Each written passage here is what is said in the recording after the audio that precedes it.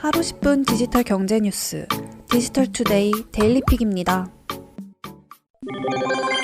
애플이 현재보다 더 큰 디스플레이를 갖춘 대화면 아이패드를 준비하고 있다는 소식입니다. 현재 애플은 7.9인치 아이패드 미니부터 12.9인치 아이패드 프로까지 다양한 화면 크기와 성능을 지닌 아이패드 제품을 판매하고 있습니다. 여기에 보다 대형 디스플레이를 갖춘 신제품 출시를 검토하고 있다는 것입니다. 애플 전문가인 마크 거먼 블룸버그 기자는 뉴스레터를 통해 애플이 14인치 혹은 16인치 크기의 대형 아이패드 신제품 개발을 진행하고 있다고 전했습니다. 현재 개발팀이 꾸려졌으며 2022년 중으로 출시를 목표하고 있습니다. 애플이 아이패드에도 M1 프로세서를 탑재하고 멀티태스킹을 강조한 아이패드 OS 15 출시를 예고하면서 노트북 시장과의 경계를 사실상 없애려는 시도를 진행하고 있다고도 전했습니다. 실제로 2020년 4월 12.9인치 아이패드 프로 출시 당시 애플은 아이패드를 컴퓨터라고 정의한 바 있습니다. 아울러 신형 애플워치도 개발 중인 것으로 알려졌습니다. 디자인 일부 변경과 함께 더 선명해진 디스플레이와 빠른 프로세서, 새로운 무선 기술을 통해 성능을 대폭 향상한 제품을 준비 중입니다. 신형 애플워치에는 저가 보급형 버전인 애플워치 SE 업그레이드 버전도 포함된 것으로 알려졌습니다.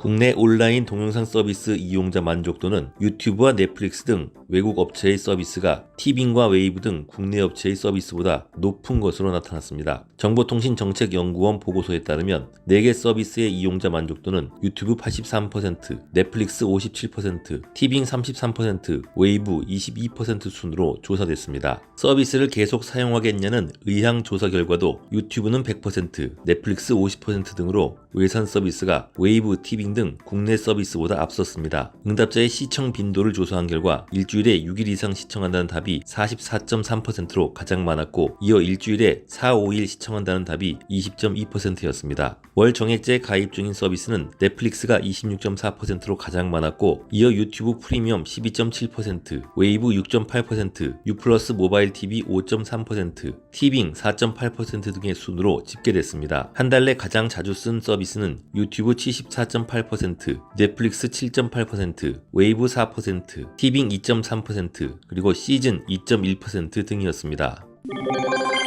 증권시장 상장을 준비하는 카카오뱅크가 공모 규모를 2조 원대로 제시했습니다. 공모하는 주식은 신주 6,545만 주입니다. 신주 발행으로 상장 후 주식은 총 4억 7,510만 237주가 됩니다. 공모가 희망 범위는 33,000원에서 39,000원입니다. 이에 따른 공모 예정 금액은 약 2조 1,598억 원에서 2조 5,525억 원입니다. 공모가를 기준으로 카카오뱅크의 상장 후 예상 시가총액은 최소 15조 6,783억 원, 최대 18조 5,289억 원입니다. 카카오뱅크는 공모 일정에 대해 7월 26일과 27일에 일반 청약을 받고서 오는 8월 5일 신주를 상장할 예정이라고 공시했습니다. 대표 주관사는 KB증권과 크레디트 스위스입니다. 카카오뱅크는 2016년 1월 설립된 인터넷 전문 은행입니다. 현재 카카오가 지분 31.62%를 보유한 최대 주주입니다.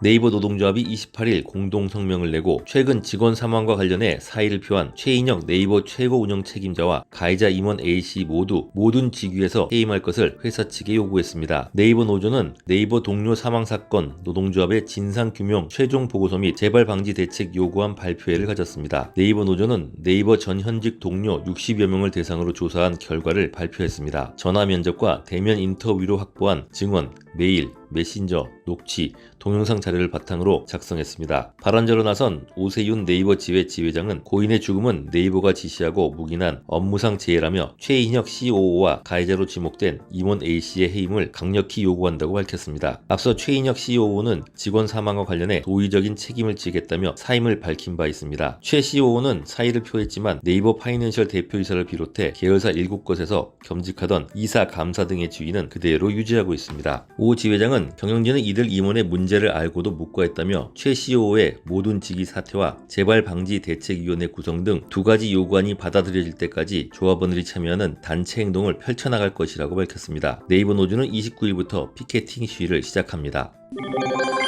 비트코인, 이더리움 등 가상자산 투자 열기가 과열되면서 무속인들이 가상자산을 전망하는 등 근거 없는 영상들이 확산하고 있어 투자자 피해가 우려됩니다. 올 들어 유튜브 등의 무속인들이 가상자산을 전망하는 컨텐츠들이 늘어나고 있습니다. 간단한 검색만으로도 수십 건의 영상을 찾을 수 있습니다. 이들 영상은 무당, 선녀보살, 점집 등을 찾아가서 가상자산 전망에 대해서 물어보는 내용으로 구성되어 있습니다. 무속인들은 가상자산 관련 상담 사례를 소개하고 있는데 일부 영상은 특정 가상자산에 대해 점을 치고 미래를 전망하기도 합니다. 2021년 하반기 코인 시장 전망을 하는 무속인들도 있습니다. 이런 영상들이 확산되는 것은 그만큼 가상자산 등락에 대한 관심이 높기 때문이라는 지적입니다. 시장이 어려운 상황에서 지푸라기라도 잡는 심정으로 일부 투자자들이 점을 보고 무속인들을 찾는다는 것입니다. 한 무속인은 2019년에 가상자산 관련 문의가 많이 들어왔다. 그때는 가상자산 투자로 망한 사람들의 상담이 많았다. 이후 2020년 여름에 상담이 많았고 최근 다시 많아졌다고 말했습니다. 전문가들은 무속인의 이야기를 듣거나 동영상 등을 보고 함부로 가상자산 등락을 예측하고 투자할 경우 투자 피해를 당할 수 있다고 지적합니다.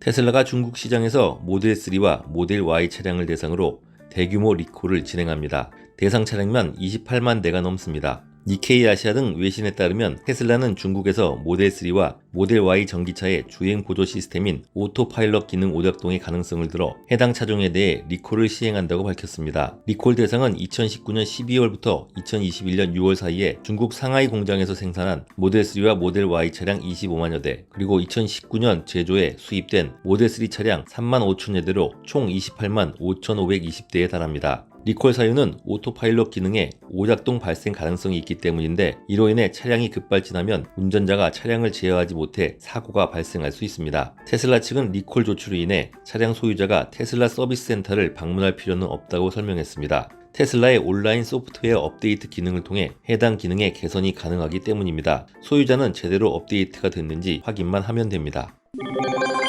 전기차 제조사로 변신을 선언한 독일 폭스바겐이 내연기관 차량 판매 중단을 예고했습니다. 기한은 2035년까지입니다. 로이터 등 외신 보도에 따르면 폭스바겐은 지난해 말 공개한 전동화 전환 계획에 따라 2035년까지 유럽 시장에서 내연기관 차량 판매를 완전히 중단할 계획이라고 밝혔습니다. 유럽뿐만 아니라 미국과 중국 시장에서도 같은 방식의 내연기관 차량 단종 계획을 추진하고 있습니다. 다만 남미와 아프리카 등 그 외 지역에서는 여러 조건을 고려해 내연기관 차량 판매가 좀 더 지속될 것으로 내다봤습니다. 폭스바겐은 2030년까지 전체 자동차 판매량의 70%를 전기차로 대체하는 목표를 추진하고 있습니다. 100년 역사의 내연기관으로부터 완전한 작별을 고하는 정책입니다. 전기차뿐만 아니라 자율주행 차량에도 집중적으로 투자해 2025년 이후 폭스바겐 자체 개발한 자율주행차 출시를 예고한 바 있습니다. 폭스바겐은 내연기관 차량 단종과 전기차 전환을 통해 최종적으로 2050년까지 완전한 탄소 중립을 달성한다는 계획입니다.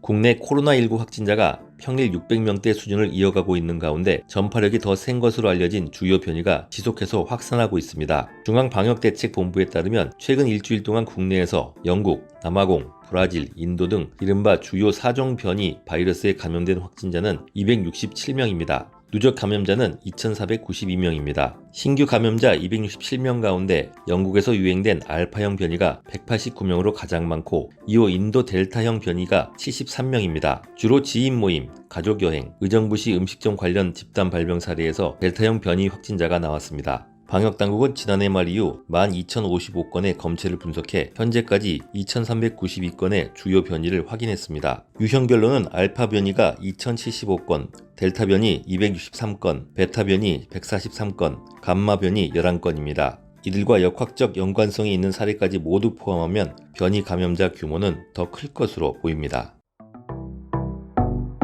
행복한 하루 디지털투데이였습니다.